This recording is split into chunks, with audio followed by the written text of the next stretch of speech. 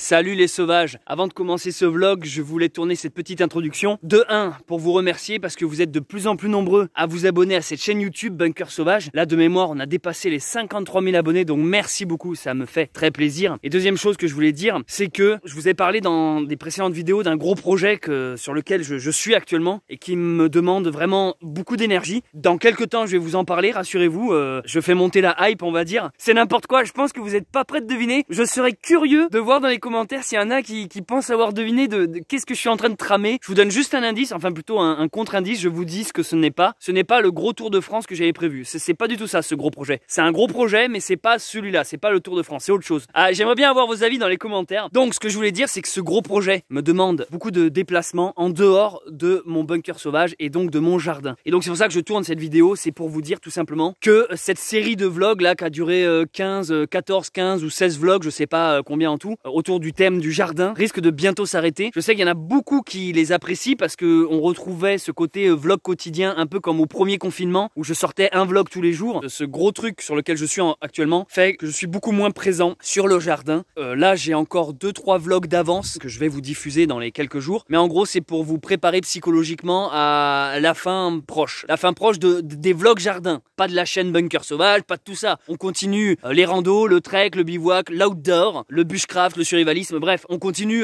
la nature, les réflexions philosophiques, de parler des relations hommes-femmes, on continue de parler de tout ça, la chaîne Bunker Sauvage continue, mais simplement que la petite série des vidéos que j'ai commencé là autour de ce jardin que vous voyez derrière moi, celle-là va toucher un peu à sa fin. Je vais y être un peu moins souvent, donc je vais être beaucoup moins régulier. Petit à petit, mon énergie, ma concentration et tous mes efforts et ma vie s'orientent vers ce gros projet qui va me demander beaucoup d'investissement. Je vous en parle bientôt, rassurez-vous. Ça veut pas dire que moi j'arrête de jardiner. Je continue à venir m'occuper du jardin et je vous montrerai de temps en temps les récoltes, l'évolution du jardin, voilà, dans une quelconque vidéo. Maintenant, je vous laisse visionner le vlog qui va suivre, vous allez voir. Je dévoile et je montre ma collection d'armes à feu et d'autodéfense. Très utile dans le milieu de la survie en cas d'effondrement pour défendre son bunker sauvage et aussi se défendre soi-même et bien sûr pouvoir chasser, se nourrir. Sachez que c'est très rare que je parle sur ma chaîne YouTube d'armes à feu. Donc profitez bien de ce vlog pour liker, commenter et partager. Histoire que ce vlog soit un peu plus intéressant, j'ai été à la rencontre d'une personne qui a également une belle collection d'armes afin qu'on échange et qu'on partage notre savoir. Sauf que lui, il est plus axé sur la chasse et du coup, il va utiliser des termes un peu techniques. Bref, il y a du bon à prendre, je pense. Donc ça a la forme d'une rencontre, d'une interview et j'espère que ça va vous plaire. Allez, je vous laisse avec ce vlog immédiatement. Bonne vidéo. Bon, alors, on appuie ici, on décalote là.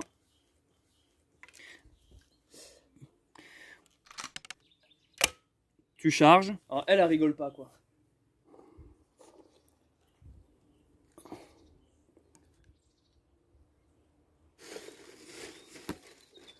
Là t'as la sécurité ici. Ouais. Pour pas tirer. Cale bien contre l'épaule. Joue. Et bim. Et bim. T'en bouffes pas du pâté? Regarde, tu fais comme ça, tu fais.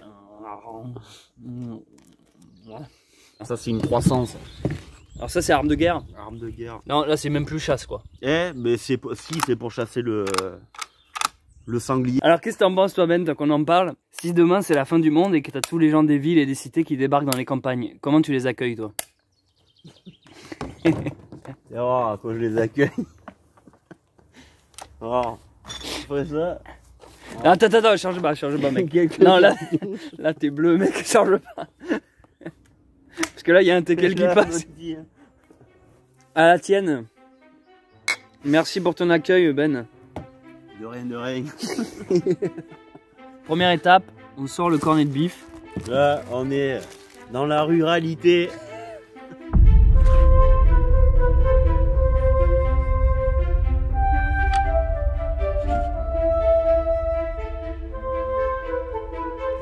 Bon, qu'est-ce qu'elles ont de spécial? Elles font la levée? Elles font la levée. Alors ça veut dire quoi la levée? Elles mènent chevreuil, sanglier, un peu le cerf. C'est-à-dire qu'elles sont éduquées pour aller te débusquer le gibier quoi. Voilà, c'est ça.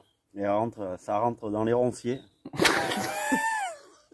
Donc tu veux dire que toi, si demain t'as faim, alors c'est la fin du monde, t'es survivaliste, tu peux envoyer ton chien chercher un truc, c'est ça? Ah oui. Et c'est toi qui l'as élevé ou c'est naturel? Ah non, c'est moi qui les ai fait. Et comment tu fais pour qu'elle reconnaisse le chien et non pas qu'elle te ramène une boîte de conserve vide par exemple? Ah mais non, après là c'est pas pareil, après elles sentent par terre en fait. Le gibier il se décale, tu vois, il bouge, ça bouge dans les forêts. Et elles, en fait, elles les sentent. Elles sentent et elles vont direct à la bête, quoi. Mais tu l'éduques par exemple quand elle a... Oui, elles sont éduquées, C'est des chiens courants? Courant, ça court derrière la bête. C'est quoi la différence entre un chien courant et un chien d'arrêt? Les chiens d'arrêt, après, les chiens d'arrêt, ça t'arrête La bête? les bêtes, quoi. Et c'est plus fait pour chasser la plume, quoi. Voilà, ça c'est pour le poil. Tout ce qui est... Moi je vais te chasser le poil aussi, que la petite là. Chasse le poil? Ça ramone, c'est des chiens qui ramonent. T'as été chasseur assez jeune, mais finalement t'arrêtes ces dernières années, t'arrêtes de tirer. Tu préfères prendre le chien, quoi. Voilà, je préfère être avec les chiens que... Et ça porte un nom, ça? Enfin, Piqueur. Piqueur? C'est piqueur, ouais. Piqueur, je préfère être avec les chiens, tu vois, voir galoper les bêtes que maintenant les tirer, tu vois. Je peux plus. Et donc c'est pour ça que maintenant t'as une collection, mais que tu utilises plus trop, quoi. Pas trop, non. Donc ça c'est un Fabarm, c'est italien. Et ça va pas trop mal, c'est un 12 chambré 76 Magnum. Tu peux foutre des balles en fait. Tu peux chasser la plume et le gros gibier, quoi. Donc, on ouvre ici. Putain, mais qu'est-ce que ça a foutu là? Il y a une... C'est quoi? Je sais pas, il y a du pâté ou je sais pas. Qu'est-ce que c'est ça, mec? Oui, t'as foutu du pâté sur le truc ou quoi? T'as les deux canons là, clac, clac, t'en mets deux. T'en mets deux, hop, tu refermes et là t'embrayes. Tu tires. Et là, t'as les donc pour chacun des canons, gauche, droite. Bon, là, je suis désolé, j'ai percuté à vide. C'est pas grave. Et donc, tu disais que ça, tu l'as taillé toi-même au Dremel. Voilà, là j'ai fait un sanglier, tu vois, avec des pattes en haut. Ouais, je vois, très bien, c'est pas mal. Hein. Et là, t'as fait. Derrière, j'ai fait un beau brocard, un chevreuil, quoi. Un chevreuil mâle. Elle est belle, celle-là. Et alors, ça, c'était ta première que t'as eu à 14 ans? Voilà. Putain, mec, elle est belle, on dirait un jouet. Hein. Celui-là, tu peux. En fait. Ça c'est des vieux, tu vois mon père celui-là, mais il est super vieux. Lui il est ancien, tu disais. Voilà. Et celui-là, là, tu peux mettre que des chambrés 67. Que du petit culot en fait. Pas des doubles ni des triples. Magnum, tu vois, triple c'est Magnum en fait. C'est un collector lui presque. Ouais, mais ça c'est les Manu France, c'est les vieux d'armes en fait. En gros tu soulèves là. Ça vaut un bras ça? Très très cher parce que ils en font plus des comme ça. Ça et maintenant, ceux qui les ont vaut mieux les garder parce que... Made in France là les amis. Ça c'est collector maintenant. Faut que je te demande. Vas-y, je t'attends. Bon les gars, c'est le printemps. Il fait beau. On voit qu'ici ils ont la saison un peu plus avancée que par chez nous parce que tu vois, regarde, ça perd déjà la pétale que... En tout cas Ben, merci hein, pour ton accueil. On retourne à un épisode d'évidence quand tu veux. Ah, mais alors là, ça c'est du chambré 67, tu vois. Voilà. Petit culot. Ouais. Tu vois, il y a que ça qui passe là-dedans. Ça c'est de la Magnum par contre. Oula. Ah oui, le tu culot. Vois, 50 grammes de plomb et chambré 76, c'est du Magnum.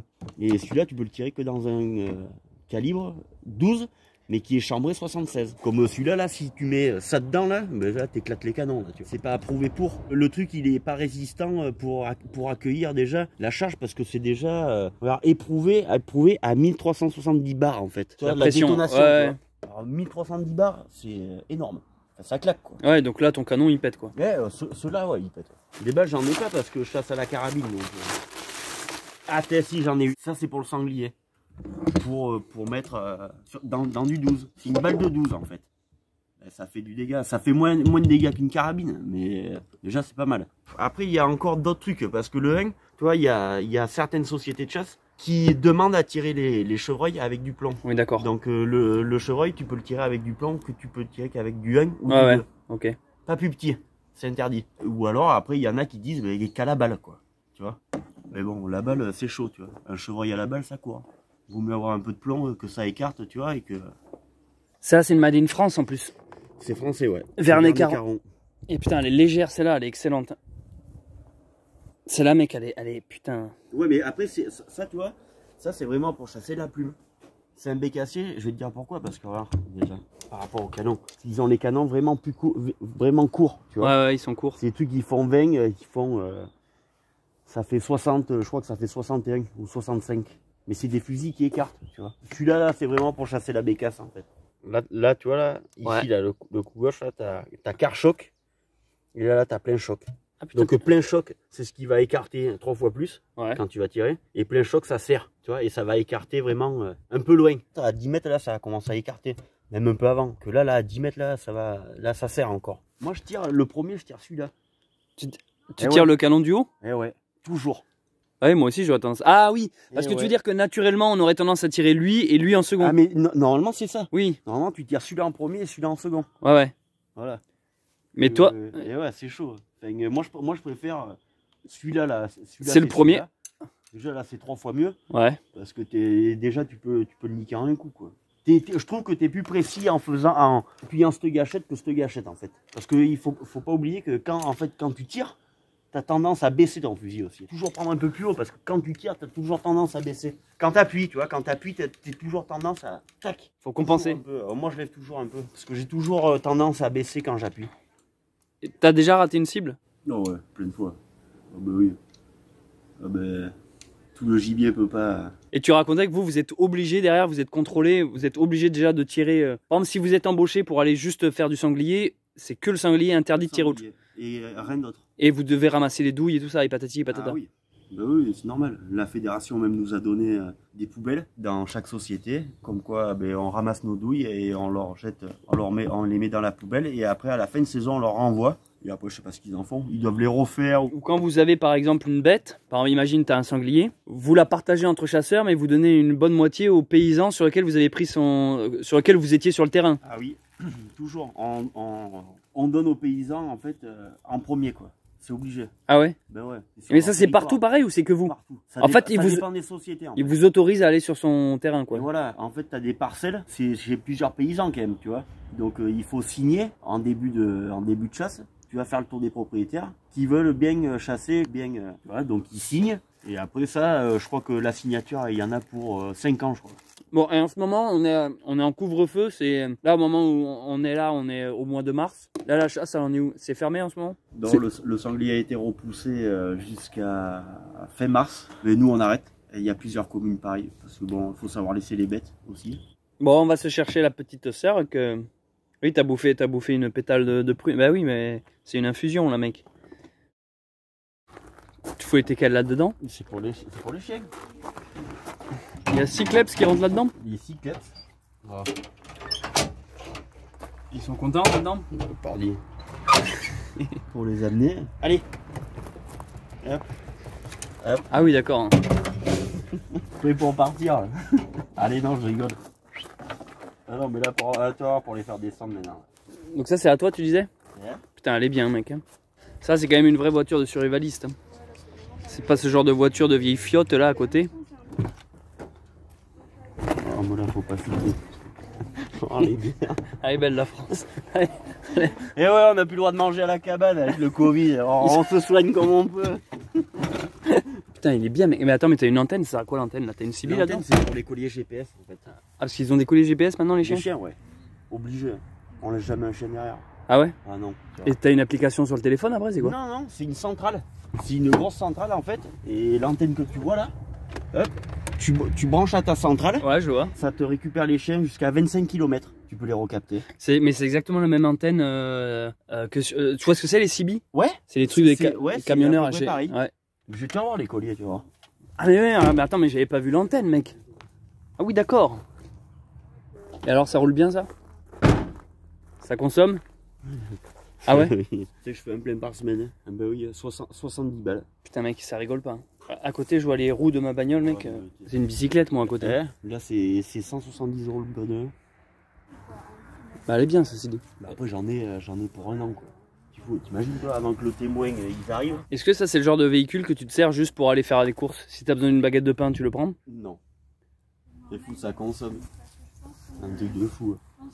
Je m'en sers que pour la chasse. Alors, t'as deux rapides, 4 rapides, 4 lentes. Et après 4 lentes, et ici, là, le RW, là, ça, là, c'est le crabot, en fait.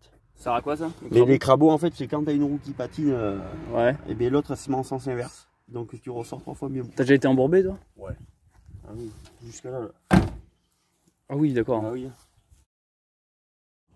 C'est un Beretta, ça? Beretta, ouais. Pietro. Tu vois? Et après, ça, c'est le vieux du grand-père. Celui du papy? Ah ouais. Ah, il a été refait et tout. Il fonctionne encore cela? Ah ouais.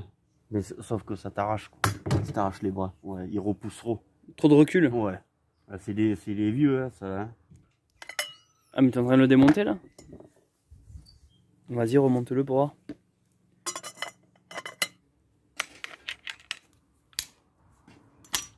Bon alors, et pour terminer, Ben, qu'est-ce que tu penses des gens qui sont contre la chasse, toi?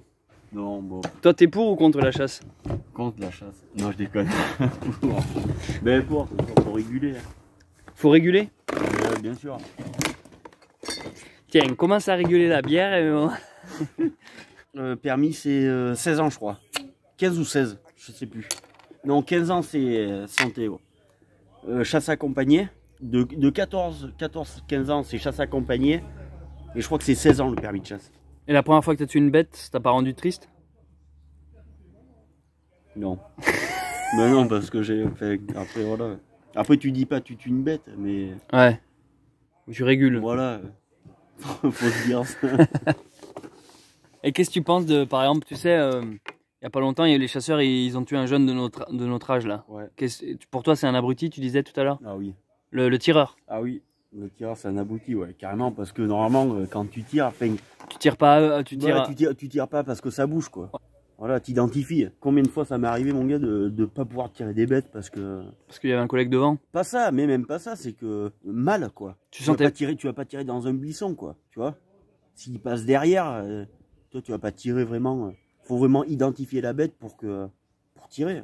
Mais après, c'est sûr, il y en a, comme je t'ai dit, ils ont la fièvre et ils déboulonnent.